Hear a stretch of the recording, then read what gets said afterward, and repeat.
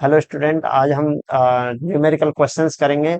उससे पहले आज हम एक डेरिवेशन और है जिस जो आपकी एनसीईआरटी में तो नहीं है, बट कभी कभार कोई क्वेश्चन टफ बन के आता है, तो वो क्वेश्चन आ सकता है।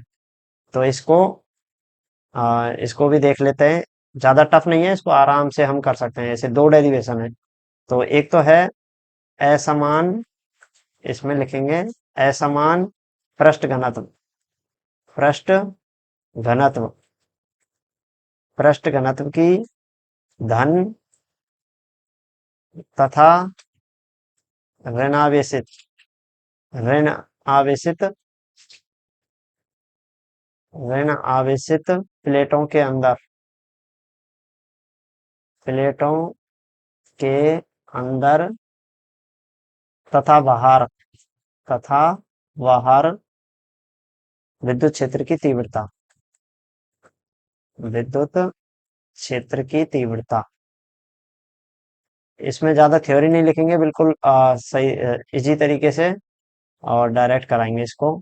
देखो, इसमें क्या करना है, जैसे कि इसमें लिखा हुआ है असमान पृष्ठ घनत्व है कि धन और एक ऋण आवेशित की दो प्लेट हैं, उसके अंदर और बाहर विद्युत क्षेत्र की तीव्रता ज्ञात करनी है।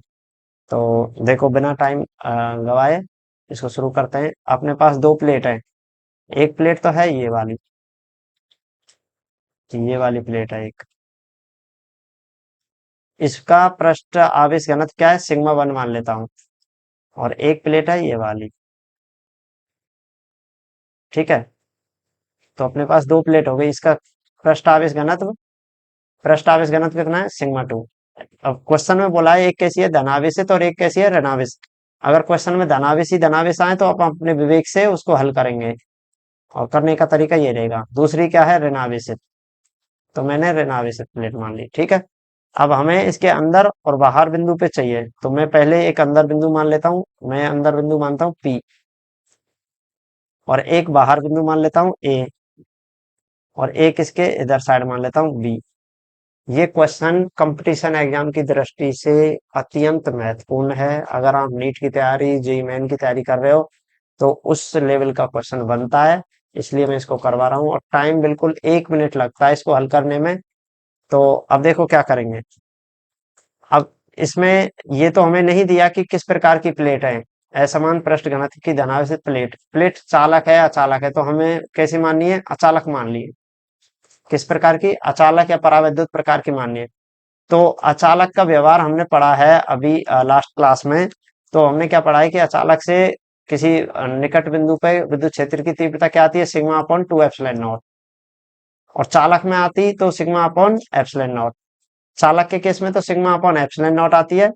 चालक में ये ध्यान रखना, इसको कहीं कहीं पे लिखते रहना। चालक में तो ई बराबर क्या आती है, एप्सिलॉन नॉट। और अचालक या फिर कुचालक या परावैद्युत में क्या आती है, sigma upon two epsilon not. केवल इसी का अंतर, और लास्ट डेरिवेशन इसी पे करवाया था। कितनी आई थी, sigma upon two epsilon not. अब यहाँ पे क्वेश्चन में नहीं दिया है कि चालक है, प्लेट कैसी है, तो हमें क्या माननी है, अचालक। तो अपने पास अब तीन बिंदु हमने मान लिए, एक तो अंदर, दो बाहर। अब हम पहले बिंदु पी पे देखेंगे। बिंदु पी पे विद्युत क्षेत्र की तीव्रता लिखेंगे इसमें। बिंदु पी पर विद्युत क्षेत्र की तीव्रता, विद्युत क्षेत्र की तीव्रता। तो देखो क्या होगा। अब पहले पी पे क्या होगा, देखो यहां ध्यान से देखना, बहुत आसान है। ये धनावेश है, और यहाँ पे पी पे देख रहे हैं, तो पी पे विद्युत क्षेत्र किधर लगेगा, प्रतिकर्षित करेगा। परीक्षण आवेश मान लेते हैं इस पे क्यू जीरो। तो प्लस आवेश इसको क्या करेगा, प्रतिकर्षित। तो यहाँ पे विद्युत क्षेत्र किधर मिलेगा, इसके कारण, इस प्लेट के कारण तो विद्युत क्षेत्र किधर मिलेगा, इस दिशा में। तो मैं इसको लिख देता हूं E1। ठीक है, अब ये ऋणावेशित है। ठीक है, दूसरी प्लेट ऋणावेशित है। परीक्षण आवेश इस पे हम क्या मानते हैं, क्यू जीरो एकांक धनावेश का। तो ये क्या करेगा, इसको आकर्षित करेगा। क्यों, ये ऋणात्मक है और ये धनात्मक पॉइंट है। तो ये आकर्षित करेगा, तो क्या होगा, इसी दिशा में भी क्या होगी, इसी दिशा में E2 भी होगी। तो यहाँ पे पहले सिग्मा वन प्लेट के कारण, तो यहाँ पे अपने पास आ जाएगा क्या आ जाएगा, ई वन बराबर क्या आ जाएगा, sigma upon two epsilon naught. और डायरेक्शन किस दिशा में, मैं डायरेक्शन लिखूं या फिर बताओ कैसे। तो हम क्या करते हैं, एक ही दिशा में तो इनको डायरेक्ट लिख देंगे। और सिग्मा टू प्लेट के कारण क्या हो जाएगी, प्लेट के कारण ई टू, ई टू भी इसी दिशा में आएगी, sigma upon two epsilon not. यही आएगा क्योंकि ये दूरी पे निर्भर करता ही नहीं है। हमें क्या चाहिए, हाँ, पहले वाले ई वन के लिए सिग्मा वन और दूसरी के लिए सिग्मा टू। सही है।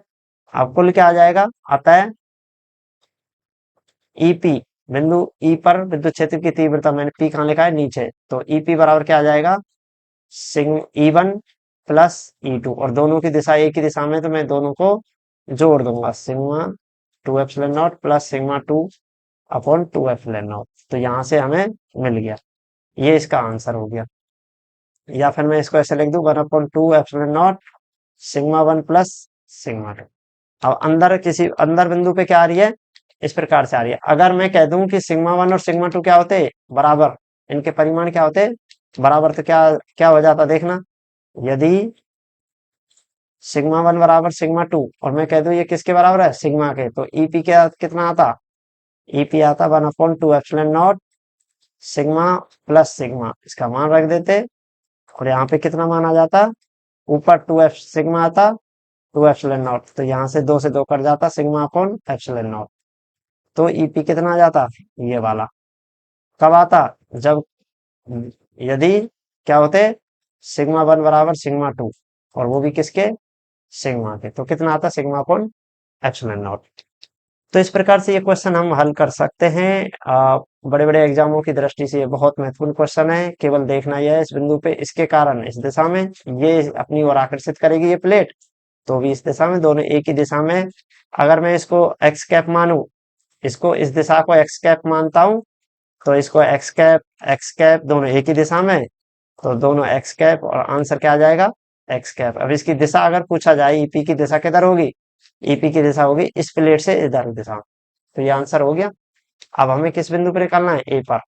अब इसी प्रकार ए बिंदु पे देखते हैं, बिंदु ए पर, तो इसमें देखेंगे बिंदु ए पर, बिंदु ए पर, देखो, बिंदु ए पर देखते हैं, बिंदु ए पर पहले इस प्लेट के कारण देखते हैं, ये प्लस वाली है, यहाँ पे प्लस एक अंक धनावेश का रहता है, जहां पे भी कोई बिंदु पे हम निकाल रहे हैं परीक्षण आवेश मानते हैं उस पे एक अंक धनावेश का क्यू जीरो। तो इस सिग्मा वन के कारण क्या होगा, इस पे प्रतिकर्षित करेगा, तो ई वन इस दिशा में। अब ई टू क्या करेगा, देखो ये ऋणात्मक प्लेट है, ये इसको अपनी ओर खींचने का प्रयास करेगा, तो ई टू किस दिशा में मिलेगा, इस दिशा में। तो दोनों की दिशा क्या है, विपरीत अवयव घट जाएंगे। अतः अब यहाँ पे सिग्मा वन के कारण सीधा सीधा लिख रहे हैं, ई वन बराबर क्या आ जाएगा, sigma upon two epsilon naught, और ई टू के कारण, चलो मैं इसको ई वन की दिशा में तो क्या आएगा, एक्स कैप लिख देता हूँ, प्लस दिशा में है, ठीक है। अब ई टू कितना आ जाएगा, सिग्मा टू एप्सिलॉन नॉट, और दिशा क्या आ जाएगी, माइनस एक्स कैप, दिशा किधर आ जाएगी, मैं दिशा के साथ लिख रहा हूँ, इस दिशा को माइनस एक्स कैप और इस दिशा को प्लस एक्स कैप, ठीक है। तो चलो इसमें भी फर्स्ट वाले में भी करेक्शन कर देते हैं, ये धनात्मक दिशा में था, ये भी धनात्मक दिशा में था, दोनों धनात्मक दिशा में आ जाएंगे, एक्स कैप, एक्स कैप, और ये दिशा अपने मन से लिख रहे हैं, ऐसा कोई फिक्स नहीं है, अगर प्लेट चेंज हो जाएंगी तो उस हिसाब से दिशा भी एडजस्ट हो जाएगी।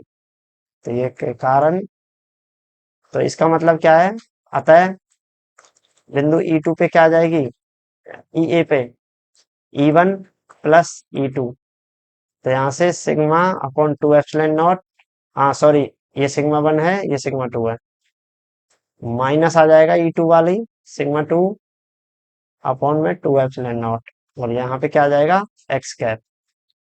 तो इसका मतलब one upon two epsilon not sigma one minus sigma two x cap.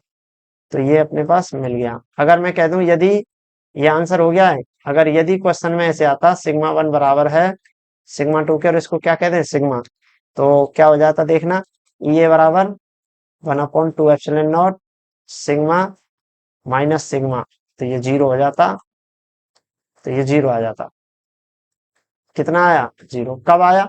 यदि ये दोनों आपस में कैसे हो जाएं? बराबर।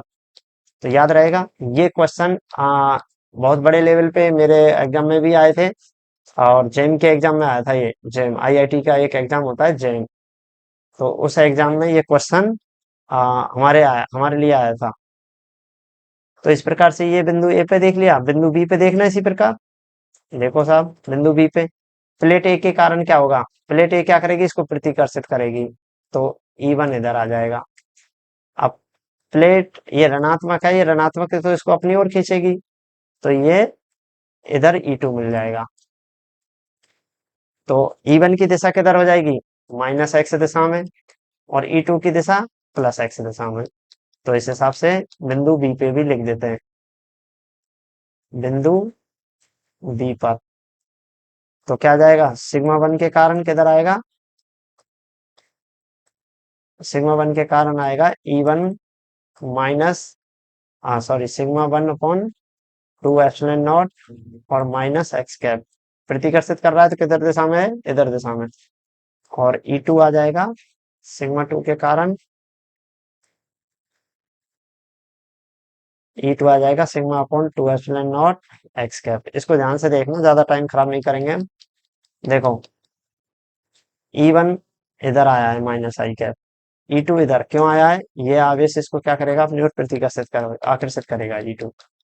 तो यहाँ पे ये आ गया। अतः बिंदु ई बी पे क्या जाएगा? E1 plus E2। तो यहाँ से σ1/2 -i कैप, मैं एक्स कैप कह देता हूँ, σ/2 एक्स कैप। तो इसको हल कर लेंगे, तो ये आ जाएगा, यहाँ पे σ2 है, σ2, तो 1/2 अब आ जाएगा σ2 माइनस σ1 एक्स कैप, ई भी आ गया। तो ये आंसर हो गया। अब यदि क्या हो जाए, यदि σ1 σ2 आपस में बराबर हो जाए, तो हम क्या लिख देंगे? 1/2 σ2 माइनस σ2 की जगह क्या लिखेंगे? Sigma minus sigma. तो ये आपस में कट जाएंगे, तो 0 आ जाएगा। तो ई भी 0, मतलब अगर प्लेट पे समान आवेश होता तो क्या होता? इस पे 0 और बी बिंदु पे 0, केवल अंदर बचता। तो ये भी एक आंसर हो गया। यहाँ पे भी 0 हो जाता, यहाँ पे भी 0 हो जाता। कब? जब ये दोनों आपस में बराबर होते, और केवल कहाँ बचता? अंदर ही अंदर बचता। तो इस प्रकार से ये क्वेश्चन हल किया जा सकता है। तो याद रहेगा ये।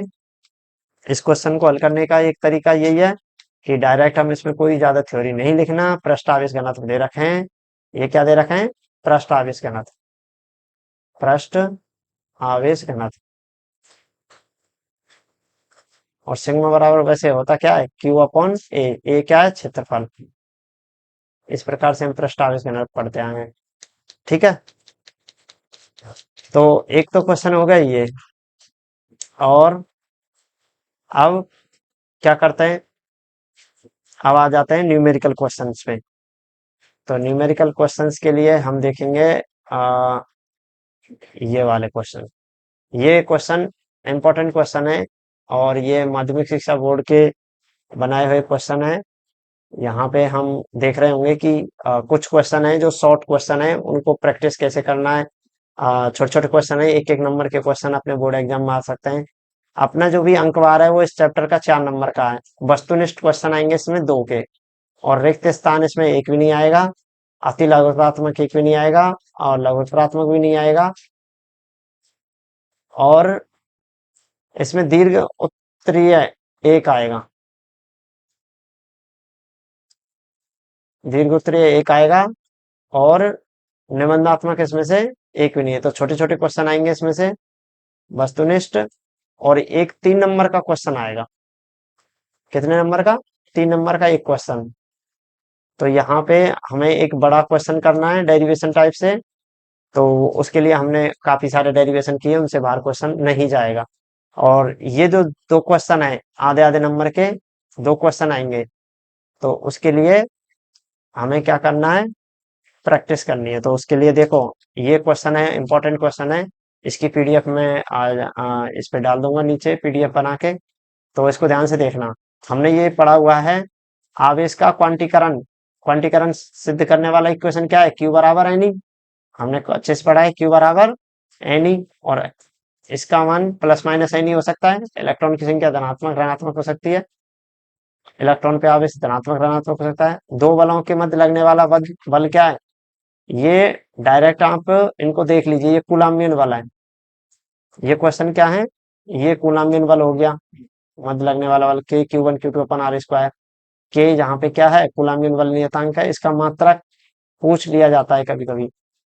परावैद्युत परावैद्युत पदार्थ में दो आवेश लगने वाला बल क्या है, देखो F बराबर हमने पढ़ा है के Q1 Q2 अपॉन में आर स्क्वायर। तो परावैद्युत के पदार्थ की उपस्थिति में क्या होता है, के को हम रिप्लेस कर देते हैं के अपॉन एप्सिलॉन आर से। किससे, के अपॉन एप्सिलॉन आर से। अगर आप बोलोगे सर ऐसे नहीं करना, तो इसको ऐसे करना, के का मान रख देना 1/4 पाई एप्सिलॉन नॉट और Q1 Q2 upon r square. अब इस एप्सिलॉन नॉट को अपन क्या बना देंगे, एप्सिलॉन नॉट है ना, इसको हम एप्सिलॉन लिख देंगे माध्यम के लिए एप्सिलॉन। और एप्सिलॉन आर एक हमने पराविद्युतांक पढ़ा है, एप्सिलॉन अपॉन में एप्सिलॉन नॉट। तो यहां से क्या करेंगे, एप्सिलॉन आर का सॉरी, देखो यहां से क्या करेंगे, हम एप्सिलॉन का मान रख देंगे। ये तो फ्री माध्यम के लिए है। अगर हमारे पास किसी माध्यम में पूछा जाए तो हम क्या करते हैं, 1/4 पाई एप्सिलॉन लिख देते हैं और बाकी का एज इट इज रहता है, के क्यू अपन आर स्क्वायर।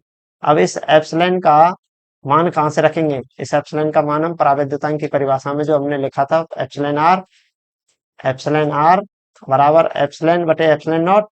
तो यहाँ से एप्सिलॉन का मान क्या रख देंगे, एप्सिलॉन आर और एप्सिलॉन नॉट, ये मान रख के हम ये फॉर्मूला लिख सकते हैं। वैसे इतना कुछ ज्यादा आता नहीं है। देखो एकल आवेश के कारण ई बराबर k q upon r square, अच्छे से पढ़ा है। ई बराबर k q upon r square, r क्या है, उस आवेश से जिस बिंदु पर निकाल रहे हैं उसके बीच की दूरी है। और पी द्विध्रुव आघूर्ण, देखो द्विध्रुव आघूर्ण हमने क्या पढ़ा था, पी बराबर क्यू डी। डी क्या था, द्विध्रुव आघूर्ण जो थे अपने पास दो बिंदु आवेश, एक तो था प्लस क्यू, एक अपना माइनस क्यू, इन दोनों के बीच की दूरी थी डी। यहाँ पे क्या है, कुछ बुकों में इसको 2a मान रखा है, तो इससे भ्रमित नहीं हो। दोनों आवेशों के बीच दूरी यहाँ पे 2a मान रखी है, तो हमने क्या मानी थी, डी। तो अपने पास क्यू डी वो भी सही है। अब ये सारे फॉर्मूले हैं, ये आपको याद रखने हैं। ये सारे पॉइंट्स हमने करवाए हैं, आवेश घनत्व हो गया, अंदर गोले के अंदर बाहर, ये सब क्वेश्चन हमने पॉइंट्स लिखवाए हुए हैं। आप इनको एक बार रिवीजन कर सकते हैं, चाहे तो आप यहाँ से स्क्रीन पे चल रहे हैं, आप इसको यहाँ से देख सकते हो। और इनके क्वेश्चन है ये वाले, इनको प्रैक्टिस करना। इनके आंसर नीचे लिखे हुए हैं, ये वाले क्वेश्चन हमने करवा रखे हैं, ये क्वेश्चन करवाए हुए हैं। तो एक क्वेश्चन है, तीन समान आवेश प्रत्येक प्लस क्यू एक ए भुजा वाले समबाहु त्रिभुज के शीर्ष पर रखे हैं, तो प्रत्येक आवेश पर कार्यरत बल होगा। एक इस क्वेश्चन को करवा देते हैं, इस क्वेश्चन को करवा देते हैं। तो इसको हम लेके चलते हैं अपने क्वेश्चन में। तो इसको एक सेकंड, तो ये क्वेश्चन सही क्वेश्चन है।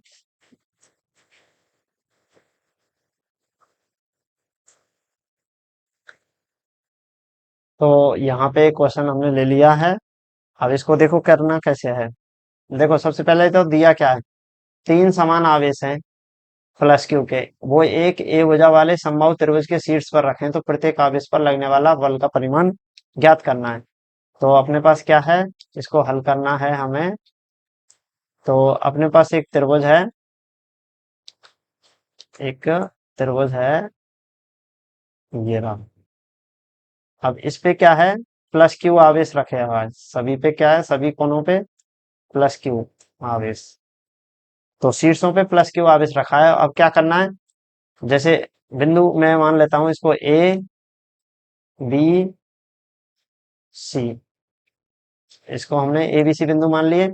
अब इस बिंदु ए पर इसके कारण लगने वाला बल, इसके कारण लगने वाला बल वो ज्ञात करना है। अब मैं कह देता हूं, तीनों पे एक ही तरीके का व्यवहार होगा। तो मैं पहले देख लेता हूं बिंदु, किस पे देख लो, ए पे देख लेते हैं। ए पर आवेश ए पर, बिंदु ए पर, बिंदु बी व सी पर रखे आवेश के कारण लगने वाले बल, रख पर रखे आवेश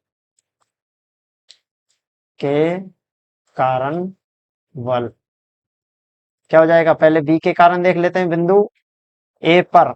तो ए पर पहले किसके कारण, बी के कारण। तो मैंने बिंदु, सॉरी ई नहीं आएगा, क्या आएगा, एफ आएगा। क्या निकालना है, बल, कूलम्बिक बल निकालना है। और किसके कारण, बी के कारण ए पर। तो मैंने ये लिख दिया। तो फॉर्मूला क्या है, के क्यू वन प्लस क्यू है, Q2 प्लस क्यू है, अपॉन में आर स्क्वायर का मतलब, देखो क्वेश्चन में दिया हुआ है कि दूरी लंबाई क्या है, ए। समबाहु त्रिभुज की भुजा की लंबाई क्या है, ए, तीनों की ए है। तो यहाँ पे क्या जाएगा, दूरी ए स्क्वायर। अब दिशा देखो, ए पर देख रहे हैं इस बिंदु पर, तो बी के कारण बी पे भी प्लस आवेश है, बी पर भी प्लस आवेश है, इस पे भी प्लस है। तो ये क्या करेगा, इसको प्रतिकर्षित करेगा ये। तो इस पे बल की दिशा किधर आ जाएगी, ए पर दिशा किधर आ जाएगी, इस दिशा में। दिशा आ जाएगी इस दिशा में। तो एफ ए भी तो आएगा इस दिशा में। ठीक है, तो ये आ गया समीकरण एक। और दूसरा, हम किसके कारण ए पर देख रहे हैं, सी बिंदु के कारण। तो देखो परिमाण कितना आ जाएगा, के क्यू क्यू अपॉन में ए स्क्वायर। क्या मैं इसको ऐसे लिख दूं, के क्यू स्क्वायर अपॉन ए स्क्वायर। इसको भी के क्यू स्क्वायर अपॉन ए स्क्वायर। समीकरण नंबर दो। अब देखो इसकी दिशा किधर आएगी, ये क्या करेगा, प्लस क्यू, ये प्लस क्यू, तो ये इसको इधर प्रतिकर्षित कर देगा ये। तो इस पे दिशा आ जाएगी इधर। इसको अलग कलर से बना देते हैं। तो इसकी दिशा किधर आ जाएगी, इस दिशा में आ जाएगा ये। कौन सा, FAC। ठीक है। अब समबाहु त्रिभुज में ये कोण कितने का रहता है, 30 डिग्री का, 60 डिग्री का। शीर्षाभिमुख कोण होंगे, ये कोण कितने का आ जाएगा, 60 का। तो अपने पास दो बल बन गए, एक तो इधर दिशा में है और एक इधर दिशा में है। ये तो FAB है और ये FAC है। और दोनों के बीच का कोण कितना है, 60 डिग्री। अब इसका परिणामी चाहिए, परिणामी बल चाहिए। तो परिणामी किधर होगा, परिणामी इनके बीच में होगा ऐसे, परिणामी इनके बीच में होगा। और परिणामी निकालने के लिए हमने 11वीं क्लास में एक फॉर्मूला पढ़ा था। तो परिणामी कैसे निकालते थे, दो सदिश हैं अपने पास। जैसे ये आपने पढ़ा होगा, ए वेक्टर है वह बी वेक्टर है, और इनके बीच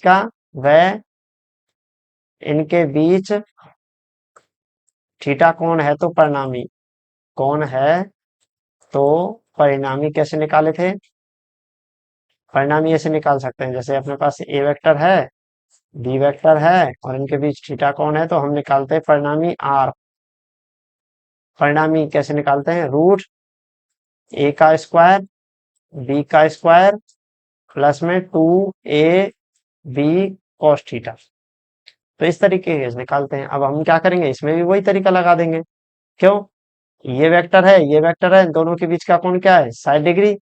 तो 60 डिग्री है, तो इनका परिणामी हम इसी फॉर्मूले से लगा देंगे। अतः अतः FA पर परिणामी क्या आ जाएगा, रूट एफ, सॉरी ये आ जाएगा FAB का स्क्वायर FAC का स्क्वायर प्लस में 2FAB FAC कॉस कितना डिग्री, 60 डिग्री। इनके बीच का ही चाहिए, हमारे पास इनके बीच का ही कौन था, देखो ये इन दोनों के बीच का ही कौन क्या चाहिए, 60 डिग्री था। इसलिए, और 60 डिग्री कहाँ से आया, शीर्षाभिमुख कौन है, इसलिए। एक समबाहु त्रिभुज में प्रत्येक कोण कितने डिग्री का होता है, 60 60 60, तो तीनों कोण 180 के हो जाएंगे। तो यहाँ से हमने ये लिख दिया। अब परिमाण कितना है, परिमाण देखो, इसका परिमाण कितना निकाला हुआ है हमने, दोनों का परिमाण क्या है, बराबर आ रहा है, के क्यू स्क्वायर अपॉन ए स्क्वायर, के क्यू अपॉन ए स्क्वायर, ये इसमें डाल देंगे। तो यहाँ से रूट के क्यू स्क्वायर अपॉन ए स्क्वायर का होल स्क्वायर के क्यू स्क्वायर अपॉन ए स्क्वायर का होल स्क्वायर प्लस 2 के क्यू स्क्वायर अपॉन ए स्क्वायर मल्टीप्लाई के क्यू स्क्वायर अपॉन ए स्क्वायर। और कॉस साइड का मान कितना होता है 1/2। कॉस 60 डिग्री का मान कितना होता है 1/2। तो मैं इसको हल करूंगा। तो यहाँ पे देखो के क्यू स्क्वायर अपन ए स्क्वायर के क्यू स्क्वायर अपन ए स्क्वायर, तो ये क्या है 2 से 2 कट जाएगा ये। तो ये भी स्क्वायर बन जाएगा। तो 1 2 3, तो अपने पास क्या हो जाएंगे 3 के क्यू अब के क्यू स्क्वायर अपन ए स्क्वायर का होल स्क्वायर आ जाएगा। 3 बार जुड़ जाएंगे, इसको रफ में करके देखना। 3 बार जुड़ जाएंगे ये। कैसे 3 बार कैसे जुड़े फिर बता देता हूँ। एक तो ये राशि ये सेम है ये सेम है, और इसको काट के ये भी स्क्वायर हो जाएगा, ये भी सेम होना हो रहा है तो ये भी स्क्वायर कर 1 2 3, तो 3 आ जाएगा। तो इसमें अब क्या कर देंगे, ये आंसर आ गया। स्क्वायर से रूट हट जाएगा तो के क्यू स्क्वायर अपॉन ए स्क्वायर और रूट का 3 बच जाएगा। तो क्या आ गया अपने पास एफ ए, ये आ गया।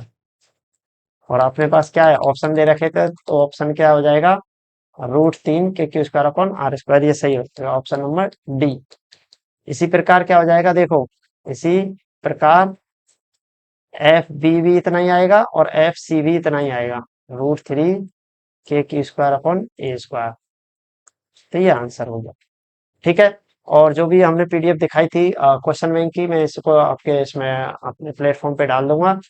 और यहाँ से आप पीडीएफ के सारे क्वेश्चंस प्रैक्टिस करना। न्यूमेरिकल क्वेश्चंस हैं काफी, उनको रफ में प्रैक्टिस करना। ठीक है।